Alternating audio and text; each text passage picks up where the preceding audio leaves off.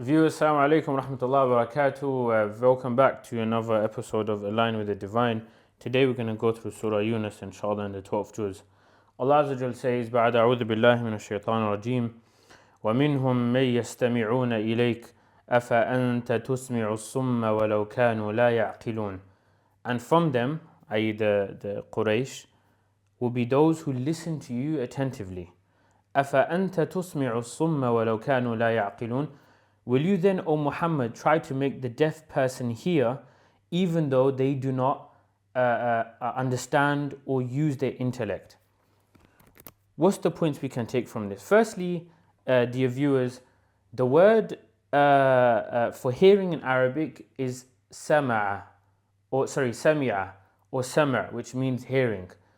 When that then is put on the pattern of istama'a instead of sami'a, you have istama'a. The pattern of istaf'ala denotes that the action is done with complete full intention, is done deliberately. It's done while someone is paying close attention to whatever action they're carrying out. So istama'a isn't like saying he just heard. It means that someone was listening very, very, very close and attentively to what you're actually trying to say. From the Quraysh were those people who did istima', they did attentive listening to what Rasulullah was bringing forward, but it made no difference. Why did it make no difference, dear viewers? Is because of what Allah Azza wa Jal says here, وَلَوْ كَانُوا لَا يَعْقِلُونَ. They didn't use their intellect to tie what they were hearing down to their lives. So the word ya'qilun, you must have heard it. Will you not understand? Will you not reflect? Will they not reflect? So let's break this word down. This word in the Arabic language comes from the root word of aqala. Aqala in the Arabic language actually means to tie down. How is this used in pre-Islamic Arabic? The Arabs would say aqala ad-daba. Aqala ar-rajulu ad-daba. The man tied down his camel, or whatever he was riding on.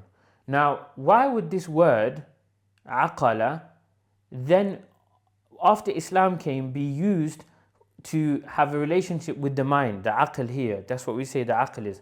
So we have aqala, which means to tie, and then we have aql, which means the brain. Like we said, the Arabic language is like a web. Everything is interconnected. So what's the relationship here? It's because anything you hear goes through the mind, and it's the mind that ties whatever you hear down to reality, which then causes change.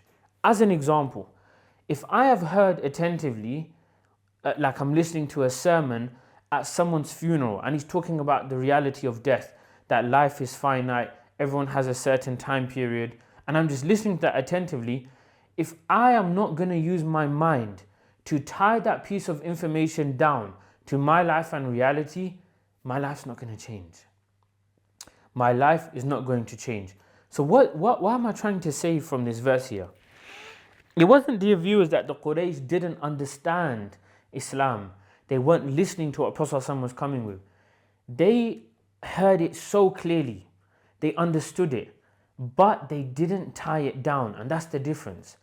That is fundamentally the difference in human beings between those who live by ideas, because ideas shape human beings, and those who don't choose to tie down ideas to live by. And that's what Allah subhanahu wa ta'ala is trying to say to the Prophet ﷺ here, that the problem isn't in your risala, the problem isn't in your message, the problem isn't in the way you convey it. You are not the issue. You are not in charge of people's guidance. You convey it as I have made it an obligation upon you, but understand there will be people in your life that you will come across, O Muhammad, where no matter how clear the Quran is and how clear and how attentively they listen, if they do not want to tie down the message so that it causes change in their life, that's down to them. And this is the simple message I wanted to pass to the viewers today, to you dear viewers, that sometimes when you give da'wah to people and you try really hard, be them family or friends or colleagues, your spouse, your parents, if they're not listening and they're not like taking or tying this down, don't be too hard on yourself, because it may not be your fault. If you've done the best that you can, in packaging and explaining and conveying. Because Allah subhanahu wa ta'ala is saying, you have people who won't tie down the truth to their reality to live a life of truth and substance. So that's like a very kind of mild, soft message I wanted to pass today. Don't stress yourself if you think your da'wah is not working, if you've done it to the best of your ability. There'll be people in life today who clearly see what Islam is about, who clearly see what truth is about, but they won't tie it down. May Allah subhanahu wa ta'ala make us of those people who hear things and also tie it down if it's correct. May Allah subhanahu wa ta'ala make us of also those people who live by truth when truth is heard, so that we may attain His highest pleasure. Jazakumullah khairan. Assalamu alaikum wa rahmatullahi wa barakatuh.